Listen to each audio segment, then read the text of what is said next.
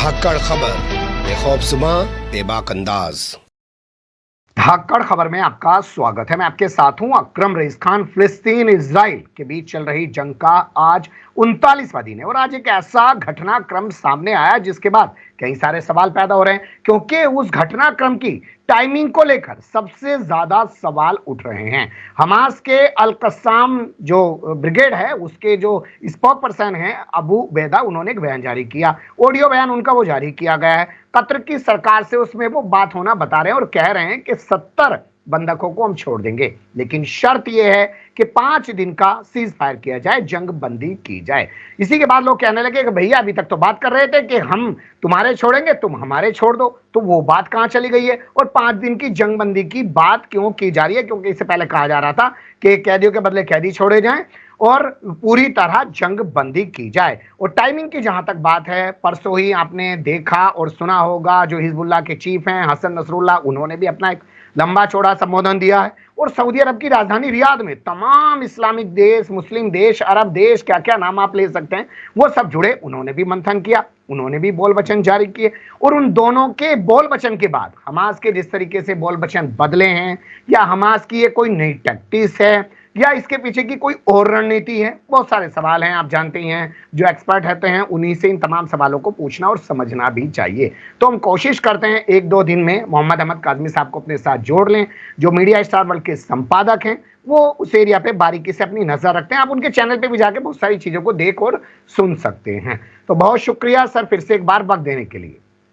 आपका बहुत बहुत शुक्रिया। आपके दर्शकों से मुलाकात का एक बहाना ये आपने फिर दिया, मौका दिया। जी बताइए।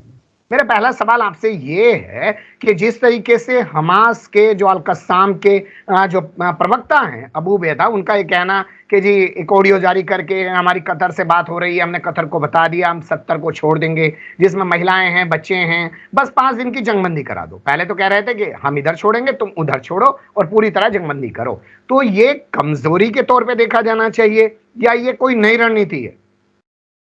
देखिए, जंग के दौरान ये कभी कभी बहुत समझना मुश्किल हो जाता है कि आखिर क्या सूरत हाल है, क्योंकि जो ग्राउंड जंग हो रही है उसकी तफसील जो इजराइल दे रहा है वो सामने आ रही है, और कभी कभी उसमें अक्सर बल्कि उसमें प्रोपेगेंडे का हिस्सा भी नजर आता है।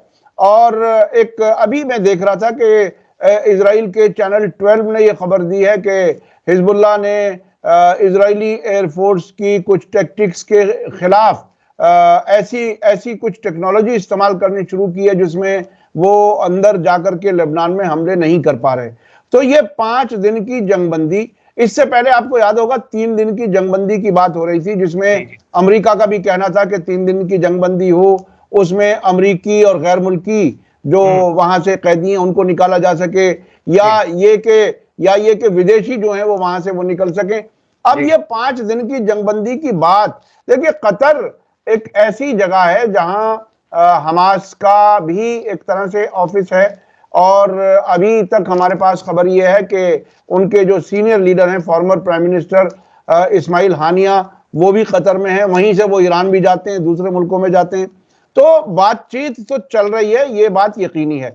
अभी 2 दिन पहले कतर के प्राइम मिनिस्टर ने जो बाइडन से भी बात की है, जो बाइडन से बातचीत की है उसमें भी कुछ कैदियों को छोड़ने की बात और कुछ जंगबंदी की बात हो रही है। मैं अक्सर एक एक्सपर्ट हैं जो सईद नकवी साहब, जिनको आप भी जानते हैं, उनसे मैंने ये सवाल किया था कि ये अगर जंगबंदी हुई 3-4 दिन की तो इसके क्या मानी है।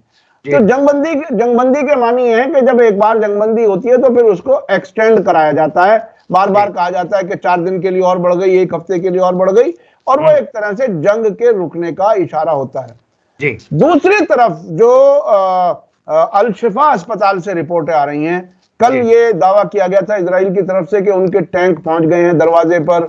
ये भी कहा गया था कि हम बच्चों को निकालने में उनकी मदद करेंगे। और आज जब मैं आपसे बात कर रहा हूं तो एक दावा ये किया गया है कि एक अस्पताल के नीचे उन्हें कुछ हथियार मिले हैं हमास के रखे हुए।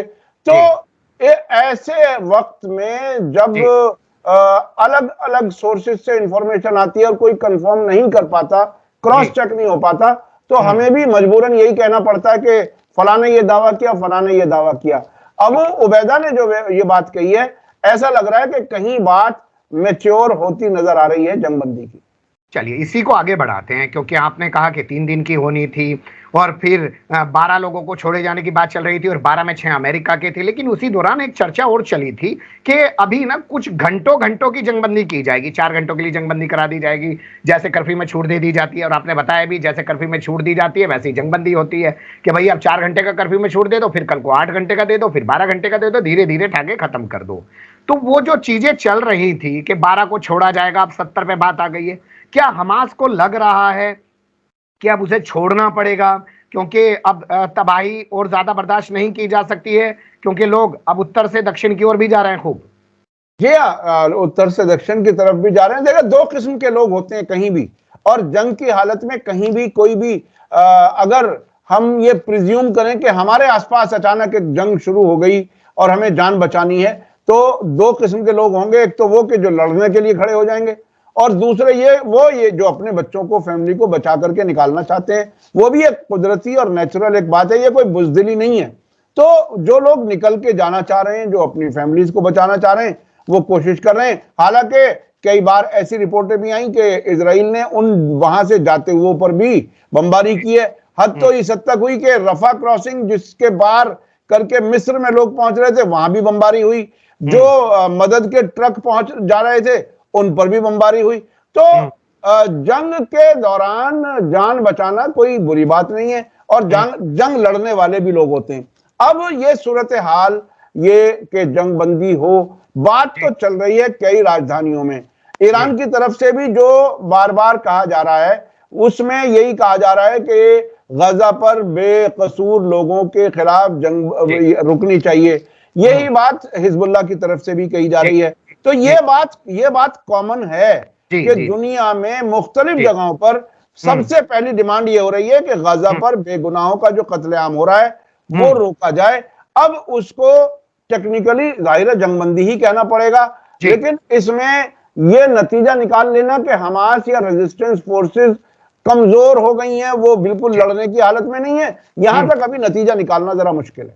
बिल्कुल सही आपने कहा, नतीजा निकालना जंग के दौरान इतना आसान नहीं होता। लेकिन जो सवाल हैं वो सवाल जो है उठाने चाहिए, क्योंकि सवाल ये बनता है, पहले आपने कहा कि 12 को छोड़ देंगे, 3 दिन की जंगबंदी हो जाएगी, फिर आपने 2 महिलाओं के वीडियो जारी कर दिए, और हम आप खुद ही एक ऑडियो जारी कर रहे हैं कि हम 70 को छोड़ देंगे, 5 दिन की जंगबंदी कर दो, और वो भी तब जबकि कतर से बात हो रही है। तो इस तरीके से ऑडियो जारी करने की जरूरत क्या थी? क्या इसके पीछे कोई रणनीति है? हमास कोई मैसेज देना चाहता है? क्योंकि अब बातें ये हो रही हैं कि हमास के कब्जे में उतने लोग नहीं हैं जितना प्रोपेगेंडा इजराइल ने मचाया था, क्योंकि इजराइल ही हमेशा आंकड़े बदलता रहा है, हमास ने कभी कोई आंकड़ा बंधकों का जारी नहीं किया है। अच्छा, दूसरे इसे ये समझने के लिए बहुत जरूरी है। देखिए, कतर जो बीच में बिचौलिए का काम कर रहा है, कतर मिसाल के तौर पर बंद कमरे में इजराइल से या अमेरिका से बात करे और फिर इनसे बात करे जो हमास के नुमाइंदे हैं। अब उस कतर के लिए ये मुश्किल है बताना सबूत के साथ कि साहब हमास इस बात के लिए तैयार है। बहुत मुमकिन है कि कतर ने ही मशवरा दिया हो हमास को कि भाई अपनी तरफ से आप एक ऐलान करो ताकि मुझ पर भरोसा हो आगे जो मैं बात कर रहा हूं। तो ये ऐसी सिचुएशन में इसके बहुत ज्यादा इम्कान होते हैं, और क्रेडिबिलिटी अगर किसी बिचौलिए की होती है उसी पर भरोसा करते हैं। हो सकता है इससे कतर का और भरोसा बढ़े और उसके बाद ये जंगबंदी कंफर्म हो सके, क्योंकि इजराइल भी या अमेरिका भी ये रिस्क तो नहीं लेगा। रिस्क मैं इसलिए कह रहा हूं कि हालांकि वो हमलावर है, हालांकि उसने कत्ल किया है, लेकिन वो कोई कुछ तो शर्तें रखेगा कि मिसाल के तौर पर हमारी फौजें जहां हैं वहीं रहेंगी, या ये कहे कि हमारी फौजें वापस होंगी, वापस आते हुए आप हमें नहीं मारेंगे। बहुत सी बातें हो सकती हैं जंग जब रुकती है, तो उसकी डिटेल्स अभी सामने नहीं है। महज हमले बंद हो जाएं और दोनों जगह एक ही जगह बिल्कुल फ्रीज होकर के खड़े हो जाएं और फिर 5 दिन के बाद फिर एक दूसरे को मारने लगे, शायद ऐसी शर्तें नहीं होंगी, शर्तें उससे ज्यादा कुछ और होंगी। चलिए, शर्तों पर बात की जा सकती है। जब आगे पूरी जंगबंदी सामने आएगी तो किन शराइत पर हुई वो भी दुनिया के सामने आ जाएगी, लेकिन अपने इसी सवाल को बरकरार रखते हैं, क्योंकि जो जंगबंदी की बातें की जा रही हैं, लोगों को छोड़ने की बातें की जा रही हैं, उससे सवाल लगातार बड़े होते ही जा रहे हैं। क्योंकि अभी हाल फिलहाल में हसन नसरुल्लाह ने बड़ा लंबा चौड़ा बयान दिया। सऊदी अरब के रियाद में तमाम मुस्लिम देश, अरब देश, जो भी आप उन्हें नाम दे सकते हैं, इस्लामी देश, वो जुड़े। और उसके बाद हमास का इस तरीके से सुर बदलना, 12 लोगों की जगह 70 को छोड़ने की बातें करना, 5 दिन की जंगबंदी के लिए तैयार हो जाना और उसके लिए बाकायदा एक ऑडियो जारी करना, क्या ये कमजोरी नहीं दिखाता? फिर मैं पूछ रहा हूं। देखिए, ये सऊदी अरब में जो मीटिंग हुई उसके नतीजे पर गौर करके हो सकता है उन्होंने कमजोरी महसूस की हो। अब देखिए, अगर मुस्लिम मुल्क ही, ये बहुत ही दिलचस्प बात है, मैं उस पहलू को भी बताऊंगा कि जो सऊदी अरब में मीटिंग हुई ओआईसी अरब लीग की, जिसे इस्लामिक अरब इस्लामिक समिट कहा गया, जिसमें ईरान और तुर्की और मिस्र और मुख्तलिफ बड़े लीडर्स पहुंचे थे, मुख्तलिफ मुल्कों के 57 मुल्कों के नुमाइंदे थे।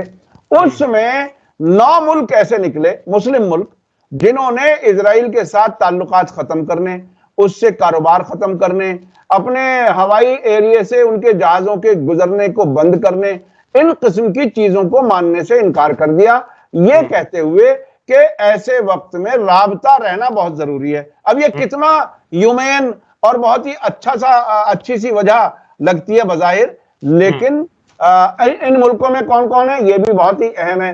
सऊदी अरब और जिबूती 2 मुल्क ऐसे हैं जिनके डिप्लोमेटिक ताल्लुकात ना होते हुए भी उन्होंने इजराइल के हक में एक तरह से अपनी बात रखी है। उसके अलावा वो मुल्क हैं जिनके डिप्लोमेटिक ताल्लुकात हैं इजराइल के साथ, मिस्र, जॉर्डन, यूएई, बहरीन, मोरक्को और सूडान। तो इन मुल्कों ने एक तरह से पूरे 50 के आसपास मुल्क एक तरफ हों और 7 या 9 एक तरफ हों, उनकी वजह से वो रेजोल्यूशन पास ना हो सके। अब जो बात मैं कह रहा हूं वो बहुत ही मेरे ख्याल से इंपॉर्टेंट है समझने की। हम अब से पहले तक ओआईसी और अरब लीग को अमेरिका और इजराइल या वेस्टर्न मुल्कों के हाथ की एक तरह से हाथ में खेलने वाले इदारे या संगठन मानते रहे हैं। इसके सबूत में एक बात जो सामने आई है वो ये कि यूनाइटेड नेशन की तरह से यहां वोटिंग नहीं होती। मिसाल के तौर पर 50 एक तरफ, 5 एक तरफ, तो 50 वाले जीत गए, उनकी बात मान ली गई। यहां के कॉन्स्टिट्यूशन बनाने के टाइम से ही उस चीज को फोरसी किया गया, मुस्तकबिल में देखा गया कि कभी ऐसा भी हो सकता है कि ज्यादा मुल्क हमारे खिलाफ हो, तो कॉन्स्टिट्यूशन ऐसा बनवा दो कि आम सहमति से फैसला होगा सब, और अगर कोई भी इख्तलाफ करेगा तो ऐसा ही हो जाएगा जैसे यूएनओ में वीटो हो जाता है 5 मुल्कों की तरफ से। तो यहां ये भी एक पहलू है बहुत ही समझने का कि इन ऑर्गेनाइजेशंस के कॉन्स्टिट्यूशन भी ऐसे बनाए गए कि फैसला अक्सरियत पर ना हो, नहीं तो अक्सरियत तो इस वक्त। लेकिन हसन नसरुल्लाह जब बोल रहे हैं और उन्होंने परसों जो बयान दिया, उनके बयान के काफी मायने भी निकाले जा रहे हैं और लोग इंतजार कर रहे थे उनके बोलने के बाद हमास का ये बयान आना, तो क्या हसन नसरुल्लाह, ईरान और वो हूती और जो तमाम तरीके से वो जो लोग कह रहे हैं कि हम सपोर्ट करेंगे, उन पे भी तो सवाल उठने का ना अब? देखिए अंदर की जब जमीनी जंग चल रही है उसमें टनल्स के अंदर क्या हाल है, कितना नुकसान हो चुका हमें नहीं मालूम। इजराइल बड़े नुकसान की बात कर रहा है। अस्पतालों में छोटे बच्चों के ऑपरेशन तक नहीं हो रहे हैं, डॉक्टर मजबूर हैं कि बगैर एनेस्थेसिया के भी ऑपरेशन करें, बगैर बिजली के अंधेरों में ऑपरेशन करें। तो वो जो हाहाकार की आवाजें सब तरफ से आ रही होंगी, जाहिर है ये लोग भी तो इंसान है, कोई पत्थर के तो नहीं है ना।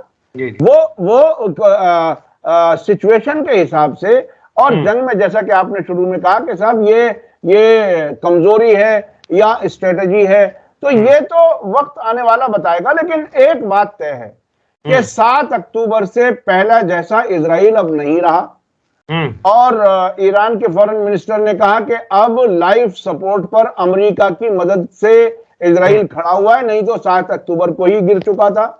और उसके अलावा भी अब जो हूथी का आपने जिक्र किया, एक खबर 2 दिन पहले आई जो मैं भी बहुत पढ़ते पढ़ते कभी कभी कुछ चीजें, खबरें मुझसे भी छूट जाती हैं। इजराइल इराक के रेजिस्टेंस फोर्सेस, जिसे आमतौर पर हर्जल शाह भी कहा जाता है, उसने 2 दिन पहले यह दावा किया कि हमने भी एक हफ्ते में दूसरी बार साउथ इजराइल के इलियट शहर पर हमला किया है। इस शहर पर ही हूथी जो यमन के हैं वो हमला कर रहे हैं। तो इसमें कोऑर्डिनेशन तो नजर आ रहा है। दूसरे अमेरिका के जो फौजी अड्डे हैं इजराइल, इराक और सीरिया में, उन पर भी हमले तकरीबन रोज हो रहे हैं। तो और हिजबुल्लाह की तरफ से भी यानी इतने हमले हो रहे हैं कि 1/3 फौजें वहां लगी हुई हैं लेबनान के बॉर्डर पर। इधर वेस्ट बैंक जो कब्जे में है, जो इजरायली कब्जे में है, वहां पर रेजिस्टेंस बहुत तेज हो रही है। यानी जो अंदर हैं फिलिस्तीनी, जो इजरायली कब्जे वाला इलाका है, वहां भी ऐसा नहीं है कि वो लड़ नहीं रहे। तो कई फ्रंट पर जंग है। इजराइल की ताकत कई जगह बिखरी हुई है। इसमें कहूंगा कि दिल बहलाने के लिए ख्वाब ये ख्याल, अच्छा हम यही सोचते रहे कि इजराइल का भी नुकसान हो रहा है, लेकिन जो रणनीति बदली है हमास ने, फोकस उसी पे रखना चाहता हूं अपनी बात को। यहाँ पे क्या हम ये नहीं कह सकते हैं कि जो ताकतें हमास के पीछे थी उन्होंने हमास को झोंक दिया इसमें, और अब वो ताकतें साथ में आके ना तो राशन पानी के लिए खड़ी हो पा रही हैं, जमीन पे आके लड़ना तो बहुत बड़ी बात है। अब ऐसे में हमास को लग रहा है कि भैया खुद ही कुछ करना पड़ेगा, कतर के जरिए कुछ कर लेते हैं, कुछ शांति स्थापित हो जाए, ये भी तो कहा जा सकता है। देखिए, राशन पानी की जो बात आपने कही, सैकड़ों ट्रक आज भी जिस वक्त हम आप बात कर रहे हैं रफा क्रॉसिंग पर खड़े हुए हैं, जिनको मिस्र, मोहताज तो इजराइल के हैं ना सर। मैं वही कह रहा हूं, ये सामान गाजा पहुंचने के लिए ट्रकों में बाकायदा इंतजार कर रहा है रफा क्रॉसिंग क्रॉस करने के लिए। रफा क्रॉसिंग पर कंट्रोल मिस्र का है। मिस्र बगैर इजराइल के तालमेल के खोलता नहीं है उसको। और हसन नसरुल्लाह ने एक बात अपनी तकरीर में जो कही कि ये जो अरब मुल्क मिल रहे हैं, इस मुस्लिम मुल्क मिल रहे हैं, इनसे फिलिस्तीनी कोई बड़ी डिमांड नहीं करते। कम से कम 2 ऐसी डिमांड हैं उनकी जो चाहते हैं कि आप एक तो गाजा पे जंगबंदी कराने की कोशिश करो, जो बेगुनाहों पर कत्लेआम हो रहा है। दूसरा ये कि कम से कम अपने बॉर्डर खोल दो ताकि उन तक सामान पहुंच जाए। लेकिन ऐसा कुछ भी नहीं हुआ रियाज में, और बात फिर वहीं जिसे टाटा फिश कहते हैं वो हुई। और 9 मुस्लिम मुल्कों की मुनाफिकत की वजह से कोई सहमति नहीं बन पाई, और बात फिर वहीं आई। जाहिर है जो डायरेक्टली अफेक्टेड है वो गाजा के लोग हैं, जो डायरेक्टली अफेक्टेड हैं वो हमास और दूसरे जो रेजिस्टेंस फोर्सेस हैं वो हैं, जो मुसलसल सामने से फेस कर रहे हैं। जंग के उसूल और कानून के लिहाज से किस तरफ कब हिजबुल्लाह डायरेक्ट और ज्यादा कोई बड़ा हमला कर सकेगा, ईरान कोई बड़ा हमला कर सकेगा, डिप्लोमेसी में कहां तक बात पहुंच रही है, कतर में किन किन वादों के साथ जंगबंदी की बात हो रही है, ये तो चीजें सामने आएंगी वक्त के साथ साथ। वक्त के साथ ये चीजें सामने आएंगी। एक आखिरी सवाल लेना चाहता हूं, वक्त का भी तकाजा है, आप भी जानते हैं हम लोग जिस प्लेटफॉर्म पे काम करते हैं, क्योंकि लोग व्हाट्सएप भी चलाना है, फेसबुक भी देखना है, और तमाम एंटरटेनमेंट लटक झटक भी सब लोग देखते ही रहते हैं, और वीडियो भी देखनी है। वीडियो देखने के बाद भी एंटरटेनमेंट उनको मिलता रहता है। क्या हमास के सामने अब गाजा में अपने अस्तित्व का सवाल हो गया है? क्योंकि चारों तरफ से खबरें चल रही हैं। महमूद अब्बास ने कहा कि हमारी फिलिस्तीन अथॉरिटी जो है वो गाजा का जो है प्रशासन संभाल लेगी, और लगातार बेंजामिन नेतन्याहू के जरिए कहा जा रहा है कि भैया हम तो दूसरे देशों की देश पर भरोसा ही नहीं, फौज पे भरोसा ही नहीं करेंगे, हम चाहेंगे लंबे समय तक गाजा पर हमारा शासन रहे। ये तक बातें चल रही है। तो क्या अब हमास को ही लग रहा होगा कि भैया वैसे तो मरे गए, ये जो यहाँ पे जरा सी सल्तनत चल रही थी वो भी हाथ से जा रही है, तो इसलिए वो अब इस तरीके के ऑडियो बयान जारी कर रहा है। हमास की तरफ से यह कहा गया कि गाजा के लोग ही ये गाजा को चलाएंगे। दूसरी बात, महमूद अब्बास ने अभी तक ऑफिशियली ये नहीं कहा है कि हम चलाने के लिए तैयार हैं। ये बात सही है कि अमेरिका के फॉरेन मिनिस्टर आए थे, उन्होंने ये पेशकश की थी कि जंग के बाद आपको यहाँ की हुकूमत चलानी है। मिस्र से जाकर के सीआईए के डायरेक्टर विलियम बर्न्स ने कहा अब्दुल फत्ताह अल सीसी से कि आप चलाएं, तो उन्होंने भी कह दिया कि हम हमास को बाहर करने वाले किसी भी काम में शरीक नहीं होंगे, क्योंकि उनके यहाँ भी अपने यहाँ अखवानुल मुस्लिमीन जो हैं, जो सबसे बड़ी ताकत है सियासी ताकत मिस्र में, वो और हमास एक पेज पर हैं। तो वो भी अपने मुल्क के अंदर किसी तरह की गड़बड़ी नहीं देखना चाहते, अपनी हुकूमत को खतरा नहीं देखना चाहते। तो अभी ये बात भी अपनी जगह सही है कि नेतन्याहू कई बार ये कह चुके कि हम ही अपने हाथ में सिक्योरिटी रखेंगे, लेकिन क्या नेतन्याहू ऐसा कर सकेंगे? क्या नेतन्याहू पर खुद इजरायली भरोसा कर रहे हैं? वो जो उनका चेहरा लटका हुआ वीडियो जो नजर आ रहा है हर वीडियो में, वो कितने थके हुए महसूस कर रहे हैं अपने आप को, कितना वो आगे चल पाएंगे? जो कोalition पार्टनर्स हैं वो कहां तक अब कहां चले गए? बिन गवीर, इतामार बिन गवीर कहां चले गए? स्मोट्रिच कहां चले गए? ये वो कहां चले गए जो रोजाना हमले करते थे मस्जिद अल अक्सा पर? तो ये अंदर इतना इख्तलाफ है। और फिर जिन लोगों के कैदी हमास के हाथ में है, वो फैमिलियां रोजाना प्रोटेस्ट कर रही हैं जेरूसलम में और तेल अवीव में। बिल्कुल ऐसा हो गया, ऐसा हो गया नहीं, बिल्कुल ऐसा हो गया जैसे घर की दीवारें टूट गई हों और घर के अंदर रहने वाले लोग अनसेफ महसूस कर रहे हों। ये एहसास हमास ने करा दिया है। इसके बाद अब कितना अपनी सरकार पर एक मैंने एडिटोरियल पढ़ा टाइम्स ऑफ इजराइल का, उसमें यह कहा कि अब इजरायलियों का भरोसा अपनी हुकूमतों पर नहीं बल्कि फौज पर उनका भरोसा बनता जा रहा है। अच्छा, फौज पर भरोसे का मतलब यह है कि अब यह लग रहा है कि यही जान बचा सकते हैं हमारी।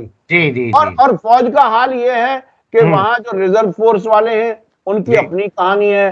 विदेशों से भाड़े के फौजी लाए जा रहे हैं, हजार 1200 डॉलर, $3,500 तक के लोग लाए जा रहे हैं। वो कहां तक चल पाएगा, कैसे चलेगा, उसको भी समझना जरूरी है। बिल्कुल सही आपने कहा कि जहां हमास के बदलते हुए जो सुर हैं या जो रणनीति है उस पर फोकस करने की जरूरत है, वहीं जो इजराइल के अंदर जो हालात बने हुए हैं उन पर भी नजर रखने की जरूरत है। रही बात मेकअप की, तो मेकअप ढंग से किया नहीं होगा, इसलिए बेचारे का चेहरा लटका हुआ दिखाई दे रहा है। उसमें लताड़ वैसे मेकअप मैन को पड़नी चाहिए। आप जानते हैं तमाम जितने लोग होते हैं मेकअप करके कैमरे के सामने बैठते हैं। आपको मुझे लगता है मोदी जी का मेकअप मैन याद आ गया है, इसलिए आपने वहां के भी मेकअप वाले का ख्याल आ गया आपको। क्योंकि काजमी साहब और हमारी तरह नहीं है कि बस जैसे हैं और अपना बैठ गए और कर दिया शुरू। खैर, बहुत शुक्रिया, आपने बहुत सारी जानकारियां दी। फिलहाल यहीं रोकते हैं, फिर आपसे किसी और टॉपिक के साथ जुड़ेंगे। जी, बहुत बहुत शुक्रिया, आपके दर्शकों का भी और आपका भी बहुत बहुत शुक्रिया।